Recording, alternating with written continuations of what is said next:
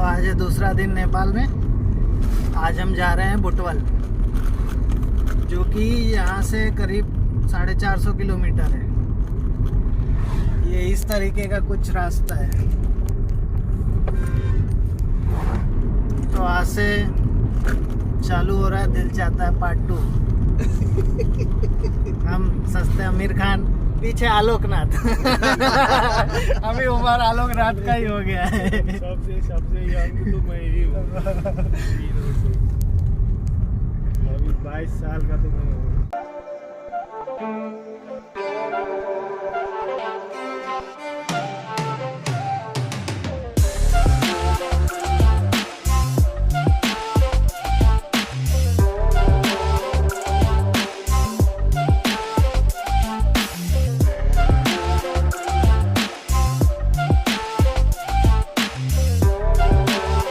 तो गाइस हम लोग अभी इधर बीच में रुके हैं नाश्ता करने, खाना पीना खाने। और इधर पे एक ये करनाली नदी है, उसके पास ही रुके हैं। ये करनाली नदी जो है ये अयोध्या में जाके सरजू बन जाती है। तो ये करनाली नदी भी दिखाता हूँ खाना पीना खाने के बाद। खाना खा के अब हम फिर निकल चुके अपने सफ़र पर। यही है वो करनाली नदी जो मैं बता रहा था खाना खाने से पहले। ये नदी जो है, ये करनाली नदी ही इंडिया में जाके अयोध्या में सरजू बन जाती है। और ये इस तरीके से माउंटेन के इधर से होते हुए जाता है। और ये करनाली नदी के ऊपर ये ब्रिज बना हुआ है जिसको क्रॉस करके आपको आगे जाना है।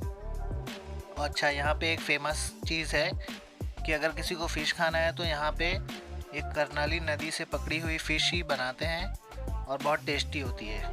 तो अगर स्पेशली किसी को फ़िश खाना है तो यहाँ पे स्टॉप लेके फ़िश खा सकते हैं और फिर आगे जा सकते हैं। अब हम लुम्बिनी डिस्ट्रिक्ट में एंटर कर रहे हैं। ये रोड जो है पूरा नो हॉर्न जोन है, यहाँ पे हॉर्न बजाना अलाउड नहीं है।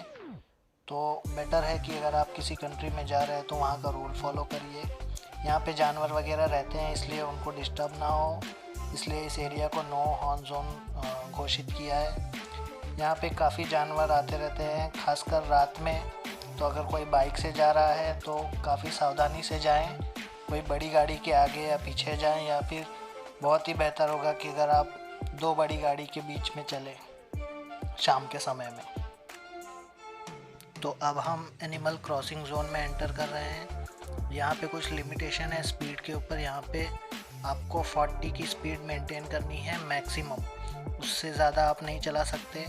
यहाँ पे ये रूल इसलिए है क्योंकि जो जानवर वगैरह हैं वो लोग रोड क्रॉस करते रहते हैं, तो उनका एक्सीडेंट होने का चांसेस होता है अगर आप ज़्यादा स्पीड में चलाते हैं तो।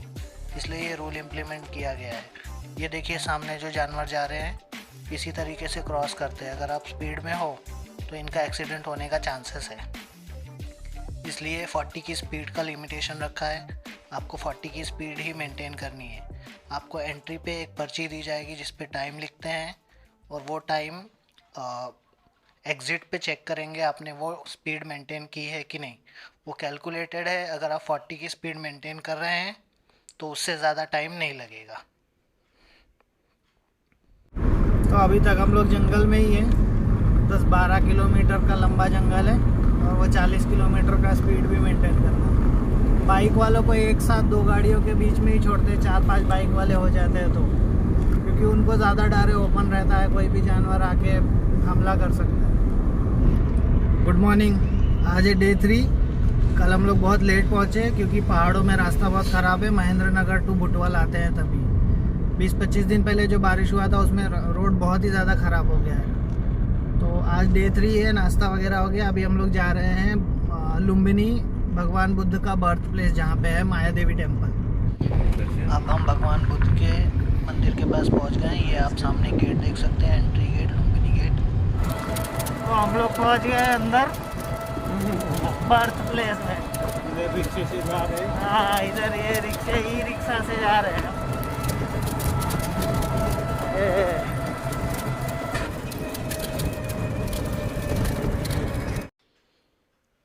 तो भाई लोग हम लोग पहुंच गए हैं अंदर। ये है भगवान बुद्ध का मंदिर, म्यांमार, बर्मा कंट्री का। यहाँ पे अलग अलग 14-15 कंट्रीज़ के अपने हिसाब से बनाए हुए मंदिर हैं भगवान बुद्ध के। तो ये है बर्मा कंट्री का स्तूपा, शांति स्तूपा। ये आसपास गार्डन है, बैठने का एरिया। ये सामने स्तूपा है और ये राइट साइड में भी आप आराम से बैठ सकते हैं। तो यही है। अब आगे दूसरे कंट्री का भी देखते हैं और आगे आपको दिखाते हैं। अगर आप अपनी खुद की गाड़ी से आ रहे हैं तो आप अपनी गाड़ी भी अंदर ला सकते हैं।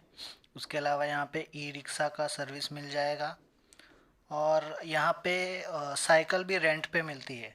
तो आप साइकिल लेके पूरा एरिया साइकिल से कवर कर सकते हो।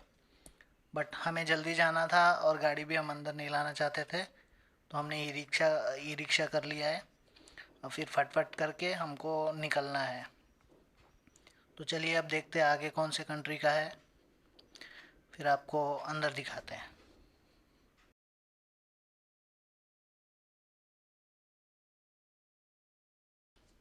तो अब हम लोग आ चुके हैं। ये कंबोडिया का मंदिर है, भगवान बुद्ध का। आपको यहाँ पे कंबोडियन कल्चर के हिसाब से मंदिर बना हुआ दिखेगा। तो ये जो सामने देख रहे हैं ये कंबोडिया का मंदिर है। तो ऐसे ही यहाँ पे अलग अलग कंट्रीज़ के हैं। अब अंदर चल के दिखाते हैं कंबोडिया का मंदिर अंदर से कैसा है। तो ये कंबोडिया का मंदिर अंदर से कुछ इस तरीके से है। ये गैलरी है, फिर यहाँ से एंट्री करना है और ये अंदर इस बहुत सुंदर अलग अलग डेकोरेशन किया हुआ है। ये भगवान बुद्ध की प्रतिमा और ये हमारे दो शेर यादें इकट्ठा करते हुए फ़ोटो के ज़रिए फ़ोटो खींच रहे हैं। फिर ये अलग अलग फ़ोटोज़ और चित्र बने हुए हैं दीवारों पे। ये देखिए कुछ इस तरीके से। ये कंबोडिया का अंदर से इस तरीके से दिखता है। ये है भगवान बुद्ध की प्रतिमा, थोड़ा नज़दीक से दिखा रहा हूँ। तो अब हम आ गए हैं थाईलैंड के भगवान बुद्ध के मंदिर में। ये थाईलैंड का है, फुल वाइट कलर का बनाया हुआ। अब ये हम एंटर कर रहे हैं, यहाँ से एंट्री है।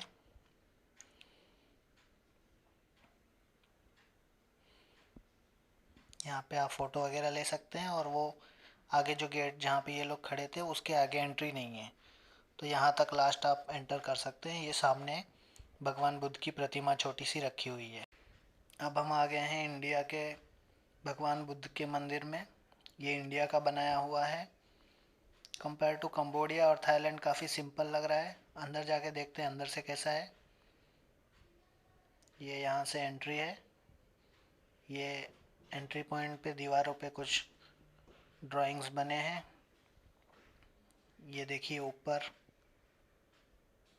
फिर अब अंदर देखते हैं। अंदर भी काफ़ी सिंपल है, एक बड़ा सा एरिया और पूरे दीवारों पे भगवान बुद्ध की अलग अलग ड्राइंग्स बनी हुई है। सामने भगवान बुद्ध का प्रतिमा रखा हुआ है। तो काफ़ी सिंपल बनाया है बट ठीक है।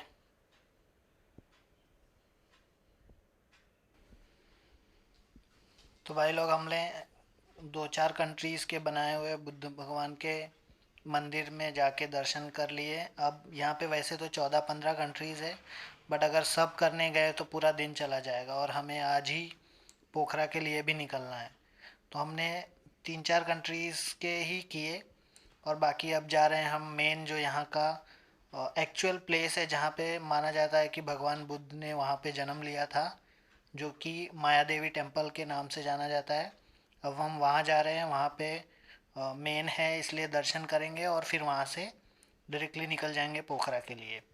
तो ये रास्ता है। इस रास्ते से देखिए आप राइट साइड में थोड़ा झील वगैरह बना है, तो आप चाहे तो यहाँ कुछ देर बैठ के आराम कर सकते हैं या फिर आप सीधा माया देवी टेम्पल जाइए और दर्शन करिए। ये सीधा, अगर आप सीधा सीधा जाएंगे तो आपको माया देवी टेम्पल आ जाएगा।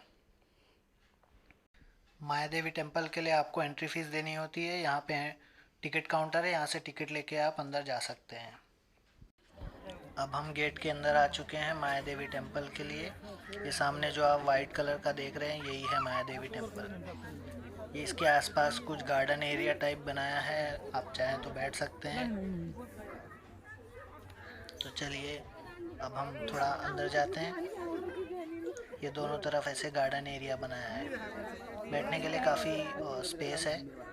वैसे तो अभी जस्ट ओपन हुआ है टूरिस्ट के लिए, तो ज़्यादा टूरिस्ट नहीं दिख रहे हैं, नहीं तो यहाँ पे काफ़ी भीड़ होती है।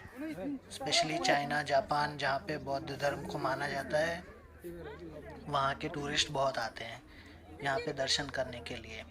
तो अभी काफ़ी खाली है। अब हम भगवान बुद्ध के मंदिर में एंटर कर रहे हैं जहाँ पे उनका बर्थ हुआ था। अंदर कैमरा अलाउड नहीं है, तो मैं अंदर का आपको नहीं दिखा सकता। अब निकलने के बाद फिर मैं आपको बताता हूँ यहाँ के आसपास के एरिया के बारे में। तो अब हम अंदर से दर्शन करके बाहर आ चुके हैं। अंदर जहाँ पे बर्थ प्लेस था उस जगह की आप पूजा कर सकते हैं, ऐसे बनाया हुआ है। यहाँ पे आप जो ये सब देख रहे हैं ईंटों का बना जो है, जैसे कि ये सब 2000 साल पहले खोद के निकाला गया है। इसके लिए इसे यूनेस्को के वर्ल्ड हेरिटेज साइट में शामिल किया गया है। यह है अशोक स्तंभ जो सम्राट अशोक ने बनवाया था। ठीक है, अभी हमारा दर्शन हो गया भगवान बुद्ध के प्लेस पे, बर्थ प्लेस पे।